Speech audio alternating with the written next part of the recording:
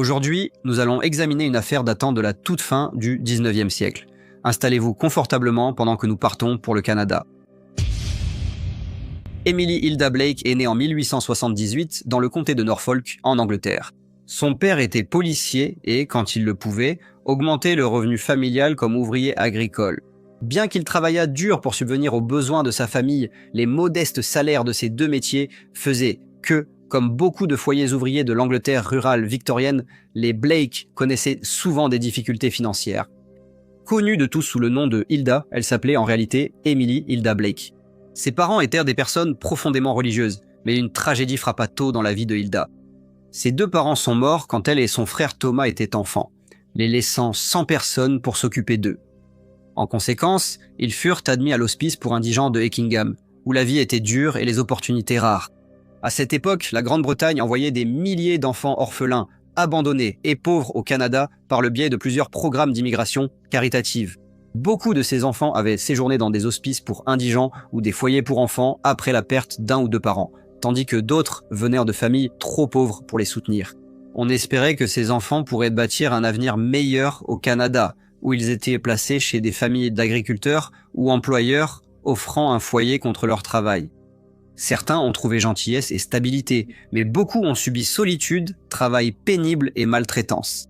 Hilda et son frère faisaient partie de ceux qu'on appelait les Home Children, et en 1888, Lady Beauchamp a organisé leur voyage au Manitoba dans le cadre de ses efforts caritatifs pour aider les enfants orphelins à commencer une nouvelle vie à l'étranger. Hilda et Thomas ont été placés chez un homme nommé Alfred Stewart, qui vivait avec sa femme Laetitia dans la colonie isolée d'Elkhorn, dans la province du Manitoba. Située dans les prairies de l'Ouest, Elkhorn était une communauté isolée, à une certaine distance des plus grandes villes et cités de la province. Hilda n'était pas heureuse et a fini par quitter la maison pour vivre chez Monsieur et Madame Rex, ce qui a entraîné des poursuites judiciaires. Monsieur Stewart a accusé Monsieur Rex d'enlèvement d'enfants, une affaire qui a finalement été classée sans suite, et en réponse, Monsieur Rex a accusé Monsieur Stewart de poursuites abusives. Et bien qu'il ait gagné les procès, les dommages d'intérêt qu'il a reçus étaient très faibles. Après cette épreuve, Hilda est allée travailler pour un homme nommé Monsieur Charles Adams, qui représentait Brandon à l'Assemblée législative du Manitoba. Elle a travaillé très dur et, en 1898, elle a quitté l'emploi de Monsieur Adams pour entrer au service de Monsieur Robert et Madame Mary Lane, qui vivaient dans la ville de Brandon, au Manitoba. En 1898, Brandon était l'une des communautés à la croissance la plus rapide de la province. Fondée seulement 16 ans plus tôt, après l'arrivée du chemin de fer canadien-pacifique, elle s'était rapidement développée pour devenir un centre commercial animé desservant les districts agricoles environnants. Ses rues bordées de boutiques, d'hôtels, d'églises et de bâtiments publics, tandis que le trafic ferroviaire amenait sans cesse voyageurs, commerçants et nouveaux colons. Bien que la ville ait conservé le caractère d'une communauté pionnière, sa croissance rapide était en train de la transformer en un centre prospère de commerce et d'agriculture. Hilda semblait heureuse à Brandon, et ceux qui la connaissaient la considéraient comme une jeune femme charmante, jouissant d'une bonne réputation et passionnément attachée aux 4 jeunes enfants des Lane. Le mercredi 5 juillet 1899, ce qui avait commencé comme un après-midi ordinaire chez les Lane sombra soudainement dans la tragédie. Madame Lane accrochait des rideaux fraîchement repassés pendant que Hilda poursuivait ses tâches ménagères à proximité. Aux alentours de 4 heures, un coup de feu retentit. Madame Lane avait été touchée par 2 balles, l'une dans le dos et l'autre à la tête. Malgré cela, elle réussit à tituber hors de la maison avant de s'effondrer sur le trottoir. Certains voisins avaient entendu les coups de feu et Monsieur Samson fut la première personne à courir à son secours. Après avoir vu qu'elle avait été blessée par balle, il est allé chercher un médecin. Il est revenu quelques minutes plus tard et a demandé à un autre homme d'aller chercher la police. Ils ont aidé Madame Lane à rentrer, mais elle est décédée en arrivant au salon. La fusillade a choqué la communauté locale. La police a vite sécurisé la maison et débuté l'enquête sur la mort de Madame Lane.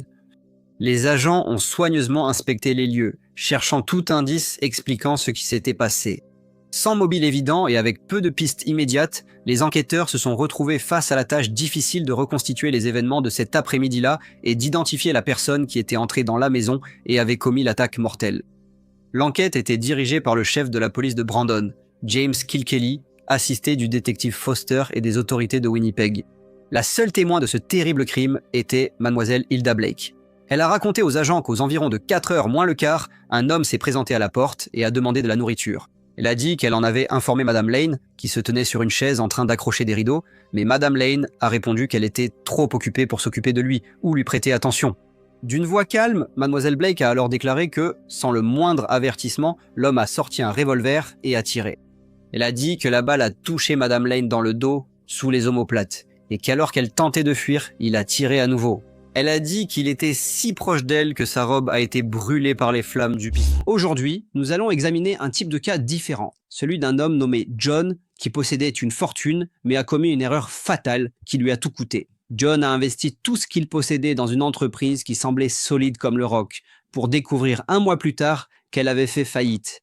Il a tout perdu, et ce n'est pas surprenant, car des études montrent que 66% des investisseurs admettent avoir pris au moins une décision d'investissement qu'il regrette. S'il avait eu une plateforme comme Mintos, je suis sûr que son histoire aurait été différente. Mais qu'est-ce que Mintos, me demanderez-vous? En termes simples, vous prêtez de l'argent à des entreprises ou à des particuliers et vous gagnez des intérêts fixes en retour. Sur la plateforme Mintos, tout est si simple. Le rendement de chaque prêt est affiché dès le début. Le risque est clair et les paiements quotidiens offrent un revenu passif prévisible.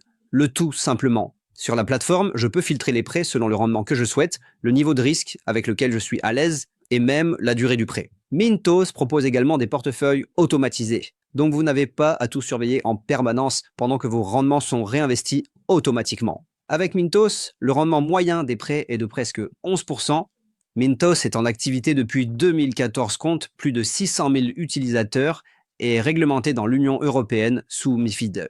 Et comme vous passez par ma chaîne, vous bénéficierez d'un bonus exclusif allant jusqu'à 350 € lorsque vous investissez 500 € ou plus. Cliquez sur le lien dans la description ou scannez le QR code pour en profiter. Cher vieux John, s'il avait su, vous le savez. Alors ne ratez pas cette occasion. Mademoiselle Blake a précisé que Madame Lane n'est pas tombée immédiatement, mais a atteint la rue avant de s'effondrer. Interrogée sur le vagabond après la fusillade, Mademoiselle Blake a dit qu'il s'était enfui par le portillon du fond. Sachant qu'ils avaient peu de temps pour attraper le meurtrier avant qu'il ne disparaisse, la police a déclenché l'alarme incendie de la ville, et le signal a rapidement fait sortir des centaines d'habitants de chez eux, qui se sont alors dispersés pour rechercher l'assassin. Hilda Blake leur avait donné la description. Elle a dit que l'homme était grand, portait une moustache et avait le visage mal rasé. Elle a ajouté qu'il était vêtu d'une salopette bleue, d'une chemise grise et portait un chapeau noir mou à bord tombant. Selon Mademoiselle Blake, il portait également un sac. En début de soirée, un vagabond correspondant à la description a été arrêté et emmené au poste de police. À l'annonce de l'arrestation, une foule en colère s'est réunie dehors, criant « Lynchez-le !» Cependant, après que Mademoiselle Blake ait été amenée au poste de police, la police s'est rendue compte qu'ils avaient arrêté le mauvais homme, car elle a confirmé qu'il n'était pas la personne qui avait tiré sur Madame Lane. De nombreux signalements d'inconnus suspects ont été rapportés dans les heures qui ont suivi le meurtre. Un témoin a affirmé avoir vu un homme correspondant à la description du suspect courir vers un fourré dense à l'est de la ville. Malgré des recherches approfondies, aucune trace de lui n'a été trouvée. D'autres signalements de suspects possibles ont été rapportés dans la campagne environnante, dont beaucoup concernaient des vagabonds ou des ouvriers itinérants, mais aucun n'a pu être confirmé. Madame Lane était très respectée à Brandon. Elle était la mère de 4 jeunes enfants, dont l'aîné n'avait que 8 ans. Tous étaient déterminés à traduire en justice l'auteur de ce crime terrible. Dès qu'il a été informé du meurtre, le procureur général Cameron a contacté les autorités de Brandon, envoyé la police provinciale en renfort et ordonné à tous les agents d'aider à retrouver le meurtrier. Il savait que la nouvelle de ce crime brutal avait provoqué une vive colère dans la population et qu'il y avait une immense pression pour identifier et arrêter le meurtrier le plus rapidement possible. Le lendemain, le 6 juillet, la police a trouvé un revolver enveloppé dans un morceau de journal déchiré, caché sous un tonneau sur la route derrière la maison de Monsieur et Madame Lane. 2 chambres contenaient des douilles vides et les autres étaient chargées. Cet après-midi-là, une enquête du coroner a eu lieu sous la supervision du Dr Fraser, le coroner de la ville. La scène du meurtre a été examinée, mais à part la conclusion que Madame Lane avait été assassinée par une ou plusieurs personnes inconnues, aucune autre conclusion n'a été tirée. Un autre homme a été arrêté et interrogé. Il a ensuite été interviewé par la presse, et comme il parlait très peu anglais, l'entretien s'est déroulé avec l'aide d'un interprète. Déconcerté par son arrestation, il a demandé à plusieurs reprises pourquoi il était en garde à vue. Durant l'entretien, il est resté calme et n'a montré aucun signe de peur. Devenu évident qu'il n'avait aucun lien avec le crime, il a été relâché sans inculpation. La première avancée majeure a eu lieu quand le chef de police Jill Kald a envoyé l'inspecteur Mackenzie à Winnipeg pour rechercher l'origine du revolver retrouvé derrière la résidence Lane. Son enquête l'a mené à la société Hinks & Smith Arms Company, où un jeune employé lui a dit que le 20 juin, une femme avait acheté un revolver bon marché ainsi qu'une boîte entière de cartouches. L'employé se rappelait avoir été surpris de voir une femme acheter cette arme. Il expliqua qu'à sa demande, il lui avait montré comment charger le revolver en ouvrant la boîte de cartouches et en insérant une dans le barillet. Il déclara qu'elle avait demandé à acheter une partie de la boîte de cartouches, mais il lui avait répondu que ce n'était pas possible car elles étaient vendues seulement en boîte complète. Quand l'inspecteur Mackenzie demanda une description, celle du vendeur correspondait étroitement à Hilda Blake. Bien qu'il s'agisse d'une piste prometteuse, l'inspecteur devait encore établir si Hilda s'était réellement trouvée à Winnipeg le jour où l'arme avait été achetée. Il visita des hôtels et des restaurants locaux où il découvrit que Hilda Blake était arrivée en ville le matin du 20 juin et s'était inscrite pour le dîner à la Seymour House sous le nom de Mademoiselle Blake et, selon les témoins, était retournée à Brandon plus tard le même soir. Bien que l'achat du revolver ait placé Mademoiselle Blake fermement sous suspicion, le chef de police Kirkcaldy avait déjà commencé à douter de sa version de la fusillade. Après avoir étudié les angles des blessures et la disposition de la pièce, il conclut que les tirs ne pouvaient pas provenir de l'endroit où, selon Hilda Blake, le vagabond se tenait. Il jugeait aussi peu probable qu'un vagabond transporte un revolver aussi propre, soigneusement enveloppé dans du papier journal. Avec ses soupçons en tête, il envoya l'inspecteur Foster fouiller la chambre d'Hilda Blake à la résidence Lane. Là, l'inspecteur découvrit une bouteille de laudanum, l'emballage d'origine du revolver, ainsi que le reste du journal dans lequel l'arme avait été enveloppée. Le bord déchiré du journal correspondait au morceau de journal trouvé avec le revolver, ce qui établissait un lien crucial entre Mademoiselle Blake et l'arme du crime. Les preuves contre la jeune femme paraissaient accablantes. Les funérailles de Madame Mary Lane ont eu lieu samedi après-midi, suivies par de nombreux endeuillés. La participation massive reflétait la profonde sympathie ressentie dans toute la communauté envers la famille Lane à la suite d'une tragédie aussi dévastatrice. La cérémonie a été célébrée par le révérend Macadam Harding, assisté du révérend Ray Hill. Le détective Mackenzie est revenu de Winnipeg. Le dimanche matin, il était accompagné de monsieur Walter Sutton, le vendeur de la Hinks & Smith Arms Company. Avant de procéder à une arrestation, les agents ont décidé de confronter Mademoiselle Blake à monsieur Sutton sans révéler le véritable but de la rencontre. Ils pensaient que sa réaction pourrait confirmer leurs soupçons. Le chef Jill Kald s'est rendu à la résidence Lane et a demandé à Hilda de l'accompagner au poste de police. Il lui a dit qu'un autre vagabond avait été arrêté et qu'il voulait qu'elle voie si elle pouvait l'identifier. Hilda a accepté, mais en chemin ils ont croisé le détective Mackenzie et monsieur Sutton, apparemment par hasard. Au moment où Hilda a vu monsieur Sutton, elle est devenue agitée, tandis que monsieur Sutton l'a immédiatement reconnue comme la femme qui avait acheté le revolver et en a discrètement averti les détectives. Avec l'identification confirmée, le magistrat a délivré un mandat d'arrêt contre Hilda et elle a été placée en garde à vue. En apprenant que la police avait remonté la piste du revolver jusqu'à elle, elle est devenue très émotive. Ayant lu les journaux du samedi soir, qui avaient rapporté que l'acheteur de l'arme avait été identifié, elle savait que l'enquête était arrivée à son terme. Elle éclata en sanglots incontrôlables et supplia qu'on la laisse retourner brièvement à la résidence Lane pour dire adieu aux enfants. Elle promit que si cela lui était permis, elle ferait alors des aveux complets. Le chef de police Jill Kald accepta et l'accompagna jusqu'à la maison où il la regarda embrasser et étreindre les enfants en larmes pour leur dire adieu. À son retour au poste de police, elle tint parole et fit des aveux complets. Elle déclara avoir tiré sur Mary Lane parce qu'elle était jalouse d'elle. Elle expliqua qu'elle s'était profondément attachée aux enfants Lane et que voir l'affection partagée entre monsieur et madame Lane et leur famille la remplissait d'envie. Après une courte pause, elle admit que la jalousie l'avait poussée à commettre le meurtre. Cependant, elle précisa avoir acheté le revolver non pour tirer sur madame Lane, mais pour s'en servir si nécessaire. Mais pour une raison quelconque, le mercredi 5 juillet dans un accès de folie, elle a tiré sur sa patronne. Présentée devant les magistrats, Hilda fut invitée à faire une déclaration. Après une courte hésitation, elle a déclaré « Je suis coupable et mérite la peine la plus sévère prévue par la loi ». Le magistrat l'a alors renvoyée devant le tribunal. Au fil des semaines, l'intérêt public intense qui avait entouré le meurtre commença progressivement à s'estomper.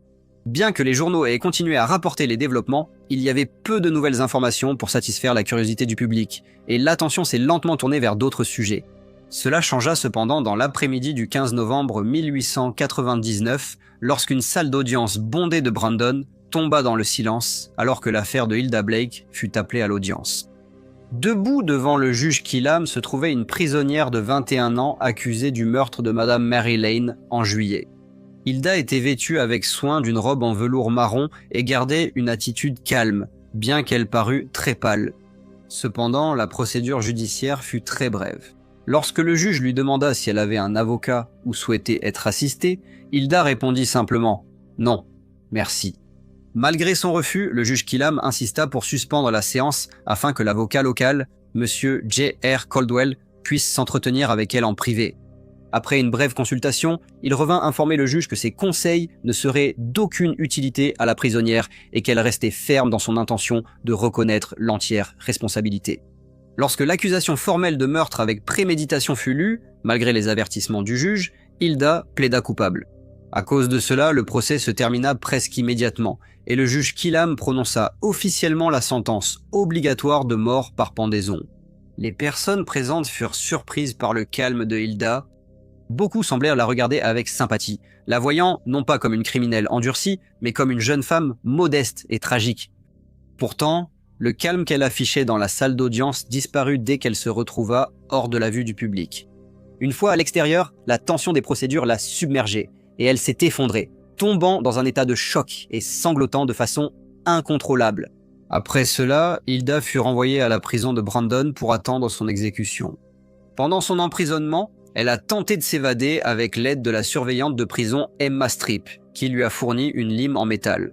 La tentative a été découverte avant de réussir, et la surveillante a été condamnée pour avoir aidé une condamnée à mort. En attendant son sort, Hilda a également écrit un poème intitulé « My Downfall ». Celui-ci revenait sur les décisions qu'elle avait prises et qui l'avaient menée dans la cellule des condamnés à mort, et il a été publié par un journal local. Devant la prison, certains réclamaient la commutation de sa peine. La docteure Amelia Yeomans, médecin et militante éminente pour les droits des femmes, soutenait que l'état mental d'Hilda devait être pris en compte. Elle a avancé qu'Hilda avait souffert d'une forme de maladie mentale et a demandé la clémence du gouvernement. L'appel a échoué. Les autorités fédérales ont refusé de modifier la peine, ce qui signifiait que l'exécution aurait lieu comme prévu. Le matin du 27 décembre 1899, Hilda Blake a été conduite à la potence. Elle a affronté sa punition avec dignité. L'exécution a eu lieu dans la cour de la prison de Brandon devant un petit groupe de témoins officiels. Pour ces derniers instants, Hilda portait la même robe en velours marron qu'elle avait portée lors de son procès. Juste avant l'exécution de la peine, elle prononça ces derniers mots. « Ne soyez pas trop sévère avec moi. Adieu. » Avec sa mort, elle devint la première femme jamais exécutée dans la province du Manitoba. Bonjour à tous et merci beaucoup de m'écouter. Comme d'habitude, n'hésitez pas à laisser vos commentaires ou retours. Et j'espère vous retrouver tous lors du prochain Briefcase.